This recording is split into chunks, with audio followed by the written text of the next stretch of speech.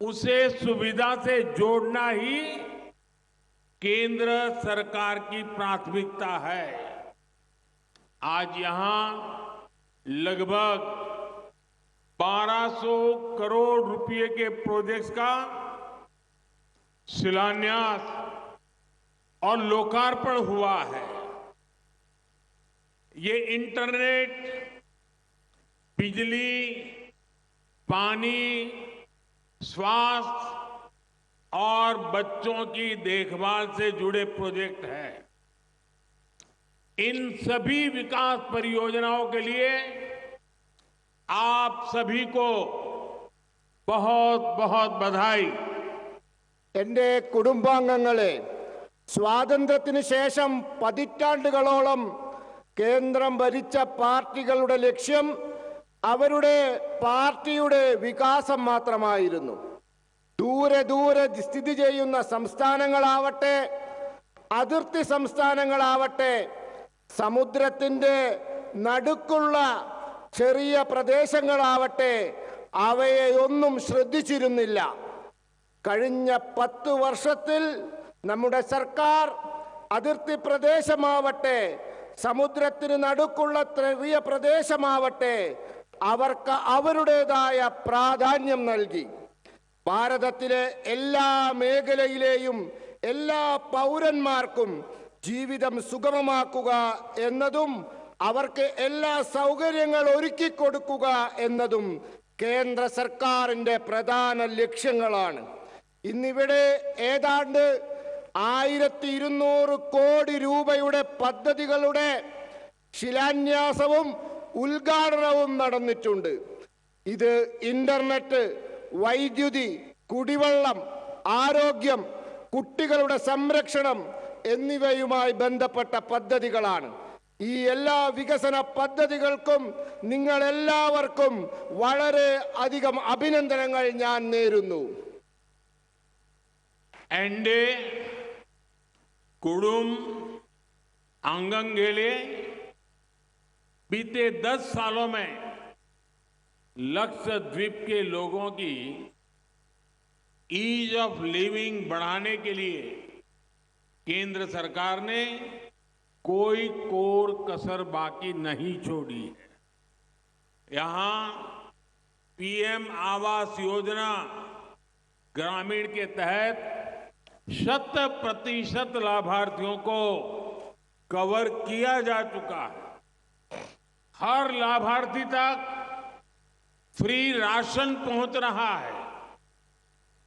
किसान credit card और Ayushman card दिए गए हैं। यहां आयुष्मान आरोग्य मंदिर, हेल्थ एंड वेलनेस सेंटर बनाए गए हैं।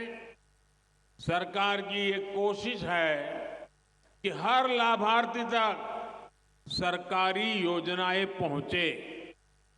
डीबीटी के माध्यम से केंद्र सरकार हर लाभार्थी के बैंक खातों में सीधे पैसे भेज रही है। इससे पारदर्शिता भी आई है और भ्रष्टाचार भी कम हुआ है। मैं आपको विश्वास दिलाता हूं, लक्षद्वीप के लोगों का अधिकार छीनने वाले किसी को भी बख्शा नहीं जाएगा।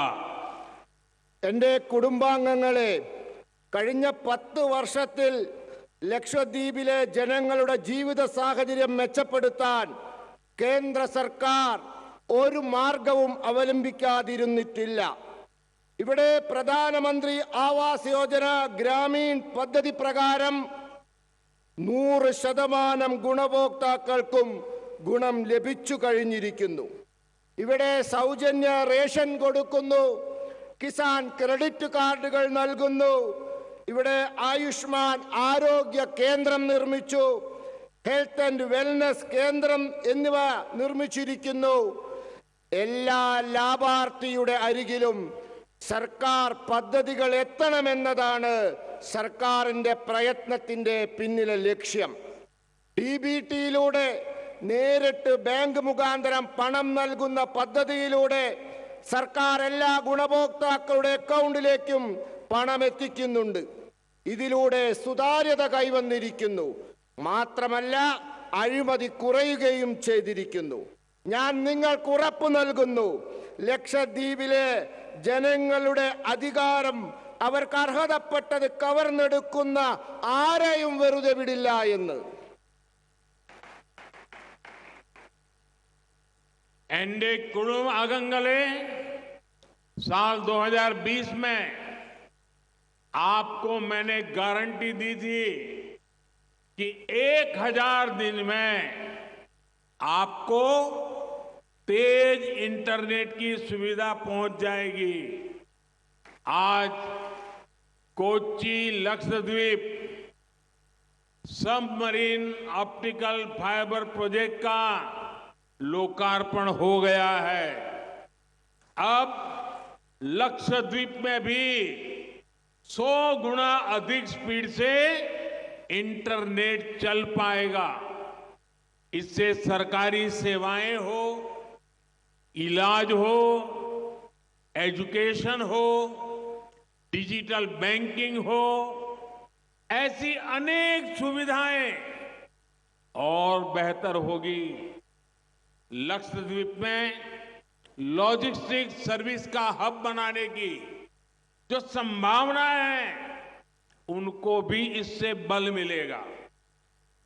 लक्षद्वीप में भी हर घर तक पाइप से पानी पहुंचाने के लिए तेजी से काम किया जा रहा है।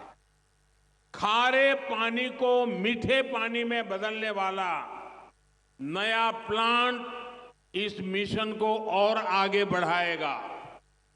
इस प्लांट से हर रोज 1.5 लाख लीटर पीने का पानी मिलेगा।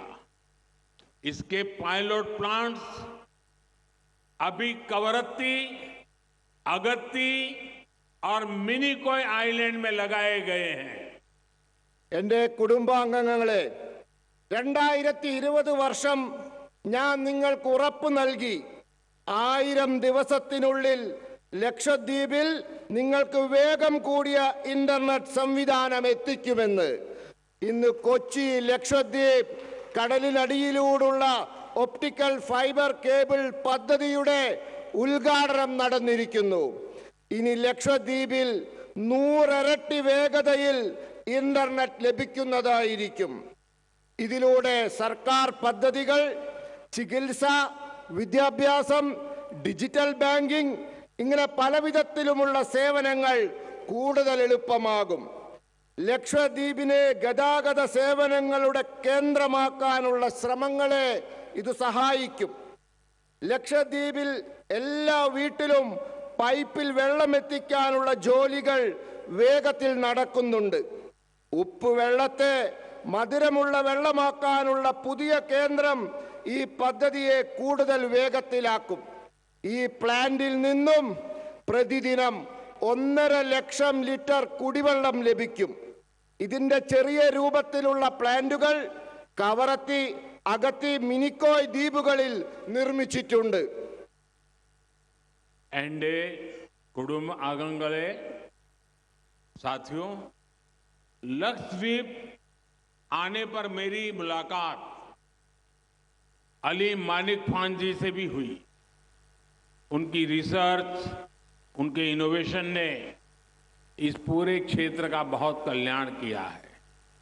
ये हमारी सरकार के लिए बहुत खुशी की बात है कि हमें साल 2021 में अली मानिक खान को पद्मश्री सम्मान देने का मौका मिला। भारत सरकार यहाँ के युवाओं को आगे पढ़ने के लिए, इनोवेशन के लिए नए मार्ग बना रही है। आज भी यहाँ युवाओं को लैपटॉप मिले हैं, बेटियों को साइकिल मिली है। हाल के वर्षों तक लक्षद्वीप में कोई उच्च शिक्षा संस्थान नहीं था। इस वजह से यहाँ के युवाओं को पढ़ने के लिए बाहर जाना पड़ता था।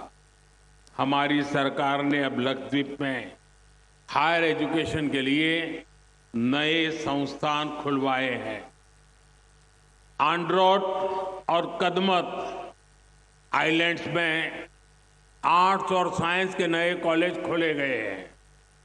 मिनिकॉय में नई पॉलिटेक्निक्स बनाई गई है। इससे यहां के छात्रों को बहुत फायदा हो रहा है। എൻ്റെ കുടുംബാംഗങ്ങളെ, സുഹൃത്തുക്കളെ, ലക്ഷദ്വീപിൽ വന്നതിന് ശേഷം ഞാൻ അലി മാനിക്കാഫ് ജിയുമായി കണ്ടു. അദ്ദേഹത്തിൻ്റെ പഠനങ്ങൾ, നവീന ആശയങ്ങൾ ഇവിടുത്തെ മുഴുവൻ പ്രദേശത്തിനും വളരെ അധികം ഗുണം ചെയ്തിട്ടുണ്ട്. എൻ്റെ സർക്കാരിന് അദ്ദേഹത്തിന് 2021 പത്മശ്രീ നൽകാൻ സാധിച്ചു എന്നുള്ളത് വളരെയധികം സന്തോഷം നൽകുന്നതാണ്. ഭാരത സർക്കാർ ഇവിടുത്തെ യുവാക്കൾക്ക് മുന്നോട്ട് പോകുന്നതിനായി, പുതിയ ആശയങ്ങൾ രൂപീകരിക്കുന്നതിനായി പുതിയ മാർഗങ്ങൾ സൃഷ്ടിച്ചുകൊണ്ടിരിക്കുകയാണ്. ഇന്നിവിടെ ലാപ്ടോപ്പ്, സൈക്കിൾ എന്നിവ നമ്മുടെ കുട്ടികൾക്ക് നാം നൽകി. ഇത്രയും വർഷങ്ങളായി ലക്ഷദ്വീപിൽ ഉയർന്ന വിദ്യാഭ്യാസത്തിന് സ്ഥാപനങ്ങളില്ലായിരുന്നു.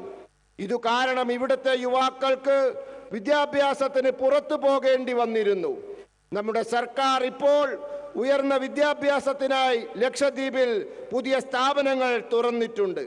ആന്ത്രോത്ത്, കടമത്ത് ദ്വീപുകളിൽ ആർട്സ് ആൻഡ് സയൻസിന് പുതിയ കോളേജുകൾ തുറന്നു. മിനിക്കോയിൽ പുതിയ പോളിടെക്നിക് നിർമ്മിച്ചു. ഇതിലൂടെ ഇവിടുത്തെ വിദ്യാർത്ഥികൾക്ക് വളരെ അധികം ഗുണമുണ്ടായിരിക്കുന്നു. एंडे कुडुम आगंगले साथियों, हमारी सरकार ने हज यात्रियों की सहूलियत के लिए जो प्रयास किया है, उसका भी लाभ लक्षद्वीप के लोगों को मिला है। हज यात्रियों के लिए वीजा नियमों को भी आसान बनाया गया है। हज से जुड़ी ज्यादातर कार्रवाई अब डिजिटल होती है। सरकार ने महिलाओं को बिना महरम हज जाने की भी छूट दी है। इन्हीं सब प्रयासों की वजह से उम्राह के लिए जाने वाले भारतीयों की संख्या में भारी वृद्धि हुई है.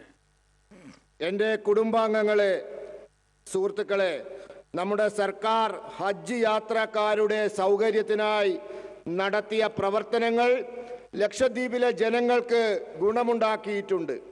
ഇന്ന് ഹജ്ജ് യാത്രക്കാർക്ക് വിസ നിയമങ്ങൾ എളുപ്പമാക്കിയിട്ടുണ്ട്. ഹജ്ജ് യാത്രയുമായി ബന്ധപ്പെട്ട ഇടപാടുകളെല്ലാം ഇപ്പോൾ ഡിജിറ്റലാക്കിയിരിക്കുന്നു. സർക്കാർ വനിതകൾക്ക് സ്വയം സഹായികളില്ലാതെ തന്നെ ഹജ്ജിന് പോകാനുള്ള സമ്മതവും കൊടുത്തിരിക്കുന്നു. ഇത്തരത്തിലുള്ള പ്രവർത്തനങ്ങൾ കൊണ്ട് ഉംറയ്ക്ക് പോകുന്ന ഇന്ത്യക്കാരുടെ എണ്ണത്തിൽ വൻ വർധനവുണ്ടായിട്ടുണ്ട്. एंडे कुडुम आगंगले, आज भारत सी फूड के मामले में भी वैश्विक बाजार में अपना शेयर बढ़ाने पर बल दे रहा है. इसका लाभ भी लक्षद्वीप को मिल रहा है. यहां की टूना मछली का एक्सपोर्ट अब जापान को होने लगा है. यहां एक्सपोर्ट क्वालिटी की फिश के लिए अनेक संभावनाएं हैं जो यहां के हमारे मछुआरे परिवारों का जीवन बदल सकती है. यहां सीवीड की खेती से जुड़ी संभावनाओं को भी एक्सप्लोर किया जा रहा है. लक्षद्वीप का विकास करते हुए हमारी सरकार इस बात पर भी पूरा ध्यान दे रही है कि पर्यावरण को कोई नुकसान ना पहुंचे. बैटरी एनर्जी स्टोरेज सिस्टम के साथ बना ये सोलर पावर प्लांट ऐसे ही प्रयास का हिस्सा है. ये लक्षद्वीप का पहला battery backed solar power project है. इससे डीजल से बिजली पैदा करने की मजबूरी कम होगी. इससे यहां प्रदूषण कम होगा और समुद्री इकोसिस्टम पर भी कम से कम प्रभाव पड़ेगा। എൻ്റെ കുടുംബാംഗങ്ങളെ, ഇന്ന് ഭാരതം മത്സ്യ ഉൽപ്പന്നങ്ങളുടെ വിഷയത്തിൽ വിദേശ കമ്പോളത്തിൽ സ്വന്തം പ്രാതിനിധ്യം ശക്തിപ്പെടുത്തിക്കൊണ്ടിരിക്കുകയാണ്. ഇതിന്റെ ഗുണവും ലക്ഷദ്വീപിന് ലഭിക്കുന്നുണ്ട്. ഇവിടുത്തെ ടൂണ മത്സ്യം ഇപ്പോൾ ജപ്പാനിലേക്ക് കയറ്റുമതി ചെയ്തുകൊണ്ടിരിക്കുകയാണ്. ഇവിടുത്തെ കയറ്റുമതിക്കായുള്ള ഗുണമേന്മ, ആ ഗുണമേന്മയുടെ സാധ്യതകൾ ഇവിടെ വളരെ ഉണ്ട്. നമ്മുടെ മത്സ്യപ്രവർത്തകരുടെ കുടുംബാംഗങ്ങളുടെ ജീവിതം തന്നെ ഇത് മാറ്റിമറിക്കും. ഇവിടെ സീവീഡ് മത്സ്യകൃഷിയുമായി ബന്ധപ്പെട്ട സാധ്യതകളെ പറ്റി പഠിച്ചുകൊണ്ടിരിക്കുകയാണ്. ഈ ലക്ഷദ്വീപിന്റെ വികസനം സാധ്യമാക്കിക്കൊണ്ടിരിക്കുമ്പോൾ തന്നെ കേന്ദ്ര സർക്കാർ ഇവിടുത്തെ പരിസ്ഥിതിക്കൊരു കോട്ടവും തട്ടരുത് എന്ന് ഉറപ്പുവരുത്തുന്നുമുണ്ട്. ബാറ്ററി ഊർജ ശേഖരണ സംവിധാനത്തോടൊപ്പം നിർമ്മിച്ച സൗരോർജ ഉൽപാദന കേന്ദ്രം അത്തരത്തിലുള്ള ഒരു പ്രയത്നത്തിന്റെ ഭാഗമാണ്.